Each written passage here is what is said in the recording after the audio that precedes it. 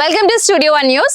అమ్మాయిలకు సైనైడ్ ఇచ్చి చంపే సైకో ఓటీటీలో రియల్ క్రైమ్ స్టోరీ. IMDb లోను టాప్ రేటింగ్. కొన్ని రోజుల క్రితమే థియేటర్లలో విడుదలైన ఈ crime thriller movie super hit గా నిలిచింది. అతి తక్కువ రోజుల్లోనే 85 కోట్లకు పైగా గ్రాస్ వసూళ్లను సాధించి బాక్స్ ఆఫీస్ రికార్డులు బద్దలు కొట్టింది. IMDb లోను ఈ మూవీకి టాప్ రేటింగ్ దక్కడం విశేషం. ప్రస్తుతం మలయాళ సినిమాలకు ఉన్న క్రేజ్ గురించి ప్రత్యేకంగా చెప్పనక్కర్లేదు. ముఖ్యంగా ఓటీటీలో ఈ సినిమాలకు సెపరేట్ ఫ్యాన్ బేస్ ఉంది. అందుకే ఓటీటీ సంస్థలు కూడా ప్రతి వారం మలయాళ సూపర్ హిట్ సినిమాలను ఆయా భాషలకు తగ్గట్టుగా డబ్బింగ్ చేసి మరీ స్ట్రీమింగ్ కు తీసుకొస్తున్నాయి. ఇప్పుడు మనం మాట్లాడుకోబోయే సినిమా కూడా సరిగ్గా ఇదే కోవకు చెందుతుంది. ఇదొక ఇంటెన్స్ క్రైమ్ థ్రిల్లర్ మూవీ. కొన్ని రోజుల క్రితమే థియేటర్లలో విడుదలైంది. ఆసక్తికరంగా సాగే కథ, కథనాలు, గూస్ బంప్స్ తెప్పించే సీన్స్, ఊహించని ట్విస్టులు ఆడియన్స్ కు మంచి థ్రిల్ ఇచ్చాయి. అందుకే రిలీజ్ అయిన అతి తక్కువ వ్యవధిలోనే 85 కోట్లకు పైగా కలెక్షన్లు సాధించింది. నిర్మాతలకు కాసుల వర్షం కురిపించింది. ఈ సినిమా కథ విషయానికి వస్తే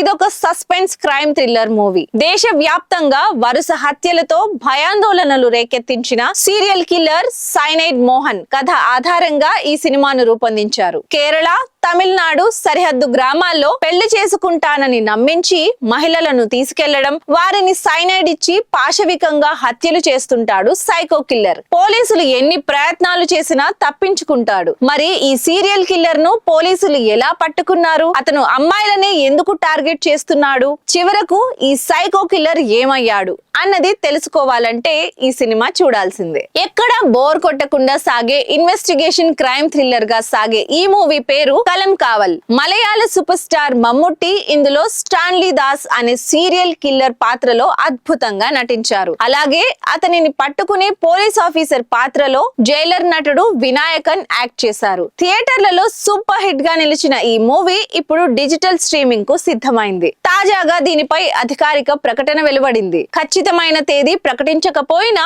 జనవరిలో ఈ సినిమాను స్ట్రీమింగ్ చేయనున్నట్లు సోనీ లివ్ సంస్థ అధికారికంగా ప్రకటించింది. కొత్త సంవత్సరం కానుకగా జనవరి 2వ తేదీ నుంచి మమ్ముట్టి సినిమాను స్ట్రీమింగ్ కు తీసుకొచ్చే అవకాశం ఉందని తెలుస్తోంది.